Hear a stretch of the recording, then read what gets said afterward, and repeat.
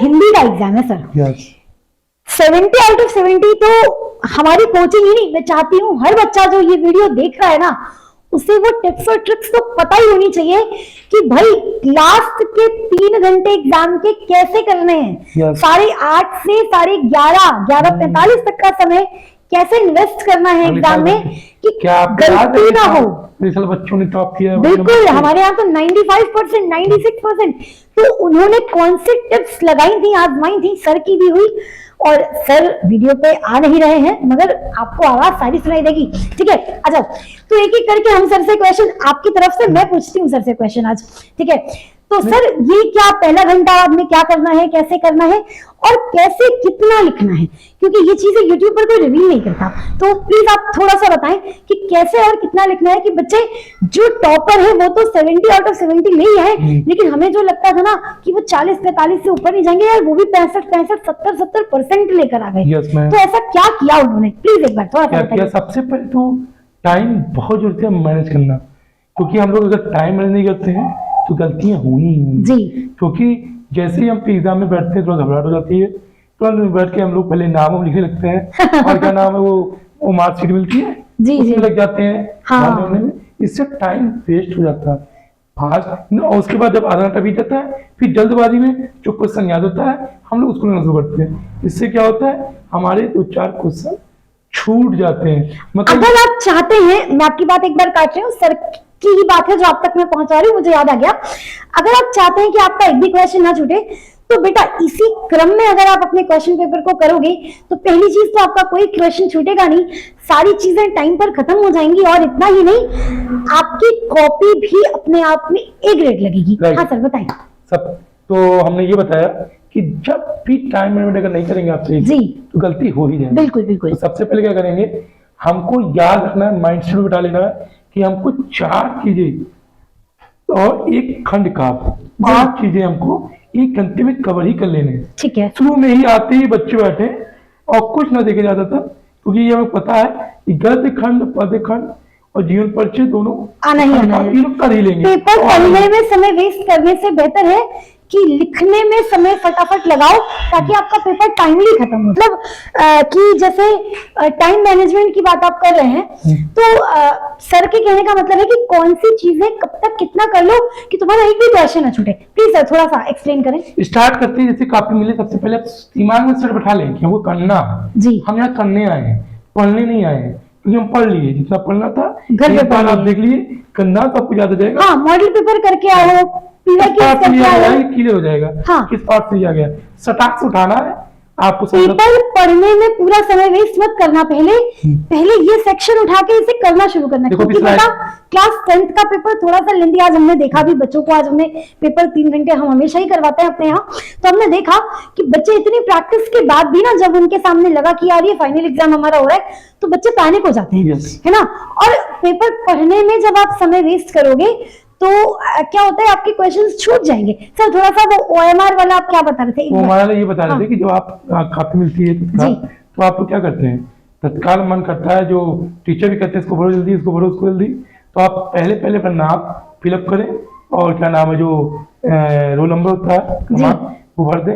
OMR पे जो प्रश्न पत्र की नंबर लिखे थे वो भर दीजिए और उसके बाद आप साइड रख दीजिए जी। उसके बाद स्टार्ट कर दीजिए गद्यांश। हाँ, पहले लिखने पे यानी बेसिक इंफॉर्मेशन आपने भरी। आपका मैक्सिमम 1 घंटे में आपको कितने नंबर कवर हो जा रहे हैं आप देख रहे हैं क्या? जी, मैं गिनवा देती हूँ। यहाँ पर देखिएगा 6 नंबर का तो यही आ गया, 6 नंबर का ये आ गया, 6, 6, 12 और उसके बाद जीवन परिचय आता है 5, 5, 10 यानी 12, 10, 22 और 3 नंबर का 25 नंबर आप 1 घंटे में कवर कर लेंगे। और जो आना ही आना है और जिसमें आपको ज्यादा दिमाग नहीं लगाना जी, ठीक है। तो गद्यांश करेंगे जिसमें आपको संदर्भ लिखना रहेगा और देखिए मेरी स्क्रीन पे पिक्चर भी जाएगा कि संदर्भ कैसे करना है।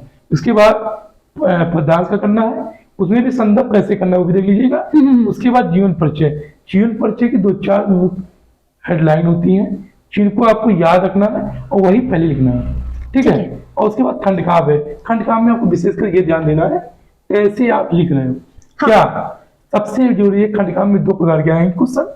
एक तो आ जाएगा कि आपका नायक का चरित्र होता है, ठीक है, जिस जिले में आप हैं उस जिले का जो आपके यहाँ भी चलती हो बुक उसके हिसाब से आता है। और सारांश यानी सर में क्या होता है, हाँ। उसमें क्या होता है कि स्टोरी पूरी लिखी होती है, तो उसमें टाइम लग जाता है। कौन सी स्टोरी लिखी, तो स्टोरी में क्या होता है कि वो खाली लिखना पड़ता है, तो उसमें टीचर भी मन किया तो पढ़ा, मन किया नहीं पढ़ा, हाँ बोर हो जाएगा, इतना भाई पढ़ता नहीं है कोई। उससे बढ़िया है कि आप चेंज कर लीजिए।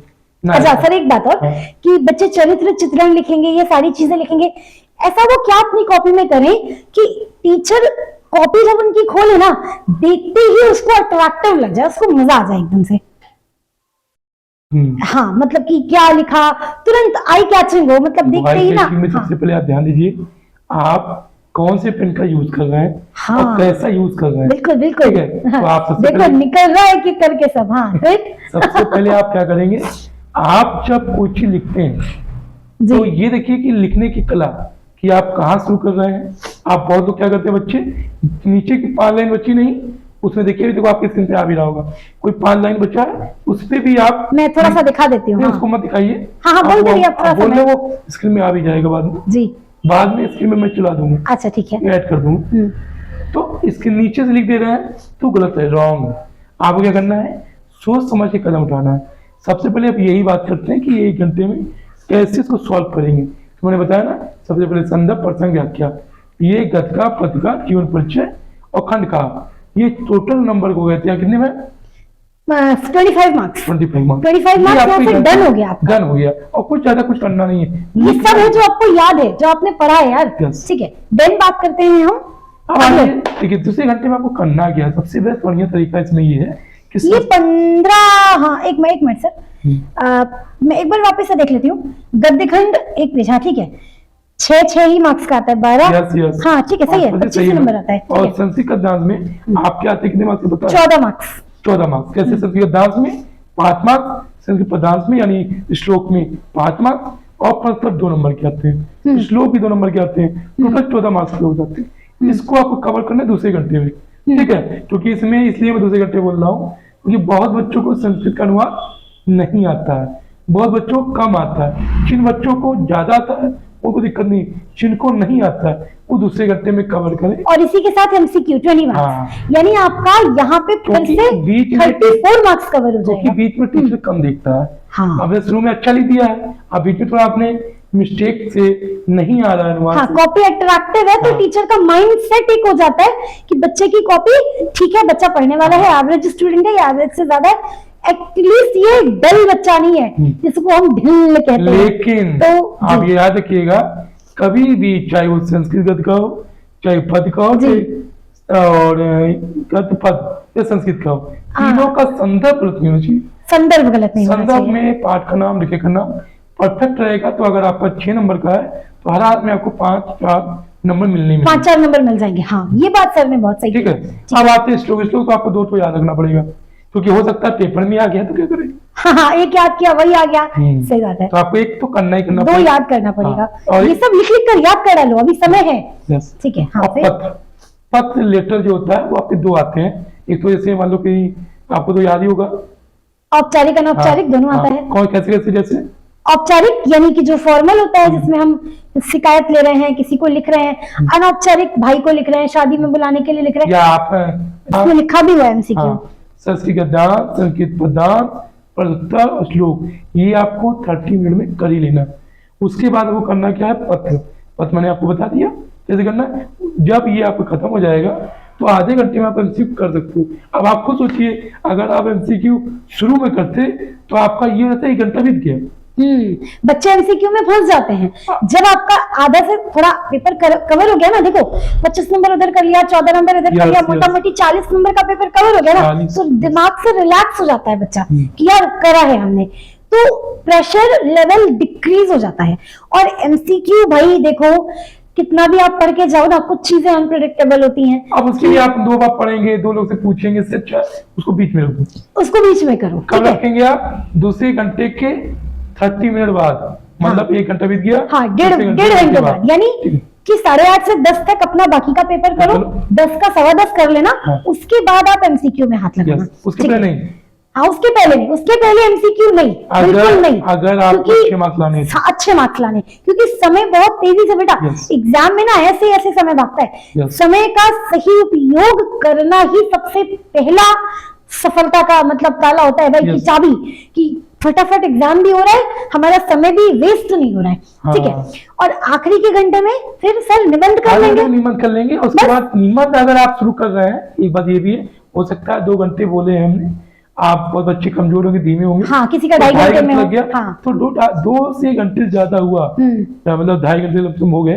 तो आप पट्टी उठा लीजिएगा। हाँ, 2.5 घंटे हो गया तो निबंध रोक करके पहले पट्टी उठा लो। मुश्किल से 5 मिनट रहेगा, तब खींच लेंगे आप सब जगह, ऐसे हाँ, ये देखिए आप सर बताते चलिए, मैं बता रही हूँ बच्चों को, आंसर खत्म हो जाए हमारा तो आंसर के बाद भी लाइन खींच ले। ये थोड़ा सा कॉपी को, ये देखिए बॉक्स वगैरह बना लीजिए, कॉपी को क्या देखिए लास्ट में है ना, कॉपी को ये अट्रैक्टिव बनाता है आपका। ठीक है, ठीक है। देन उसके बाद आपको क्या करना है, निबंध लिखते रहिएगा जी। निबंध खत्म करते करते आपका फिर कॉपी जमा भी हो गई तो कोई टेंशन नहीं है, क्योंकि हमको पता नहीं। और सर अगर मान लीजिए हम निबंध लिखना शुरू कर रहे हैं, आखिरी में लग रहा है कॉपी मतलब अब छूट जाएगा निबंध, अभी 2 हेडिंग और याद आ रही है लेकिन समय कम है, तो क्या करें, दोनों हेडिंग लिखें कैसे निबंध जल्दी से, कि कैसे लगे टीचर को कि निबंध मेरा छूट। देखो टारगेट ये होता है कि अगर आपके पास 15 से 20 दिन बचा हुआ है जी, तो आप सबसे पहले एक रूपरेखा तैयार कर ले फटाक से। ठीक है, पहले निबंध डाल दिया किसी एक का, ठीक है, जैसे पर्यावरण प्रदूषण। शुरुआत में मैंने कुछ बहुत अच्छे निबंध के टॉपिक्स भी बताए हैं, जो आपको इजी लग रहा है वो चुनना। जैसे पर्यावरण प्रदूषण,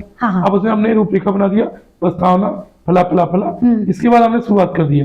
उसके बाद आपको क्या करना है, अगर आप एक पेज भर दिए हैं, उसके बाद सबसे पहले हेडिंग बनाना शुरू कर दें, क्योंकि 15 मिनट बचा हुआ है, तो आप हर जगह 5 लाइन छोड़ के खाली पेज, फिर हेडिंग बनाए, फिर 6, 7, 8, 10 लाइन छोड़ के फिर हेडिंग बनाए, पहले हेडिंग बना डाले चाप पेज, फिर आप लिखना शुरू करें। थोड़ा तेज भी, राइटिंग गंदी हो रही है कोई बात नहीं, क्योंकि आखिरी है, सबको पता है कि पेपर छूट रहा है, कोई दिक्कत नहीं। कोई दिक्कत नहीं, अगर आपका जब 3 पेज हो गया है और अगर आप हेडिंग बना दिए कम से कम 6-7, मतलब 4-5 पेज हो गया आपका, तो आपका ऑटोमेटिक स्पीड बढ़ जाएगा। और एक बात कहें, जब आखिरी में तो आप टांग खींचिए, जैसे लगता है टांग खींच रहे हैं वैसे आप लास्ट तक लिखना है, यानी कि शुरुआत से राइटिंग मेंटेन करके तो रखना है, लेकिन अगर लग रहा है ना कुछ छूट रहा है भाई, तो स्पीड बढ़ा देना और आखिरी तक डट कर लिखना, क्योंकि हमको लाने हैं 70 में 70 मार्क्स। बिल्कुल चाहिए 70 में 70, और ऐसा कोई नहीं करेगा कि छूट गया यार जाने दो यार 5 मिनट पहले, नहीं, आखिरी तक कॉपी वाइंड अप करके रख लो, लास्ट तक लिखते रहना। किसी ने नहीं कहा कि भाई 2 घंटे में तुम पेपर खत्म कर लो, 2.5 घंटे में खत्म कर लो। टाइम मैनेजमेंट इसलिए बताया जा रहा है कि क्वेश्चन आपका छूटने ना पावे, आप हर चीज कर लें। जी, जैसे आप खुद समझ लीजिए, अगर नया बच्चा जो जाएगा 10th में, तो 10th के बच्चे जाते हैं तो बहुत उत्साहित होते हैं, और उत्साहित में आके पहले एमसीक्यू बनने लगते हैं जी, पहले पट्टी से यूज करने लगते हैं, हाँ, तुरंत साथ के साथ पहले कुछ भी करने लगते हैं। वो टाइम वेस्ट नहीं करना है, सबसे पहले आपको क्या करना है, स्टार्ट ही कर देना, क्या गद्य पद, ठीक है, एक बार हाँ, गद्दार प्रधान जीवन परिचय, ठीक है, खंड का, टाइम वेस्ट नहीं करना है।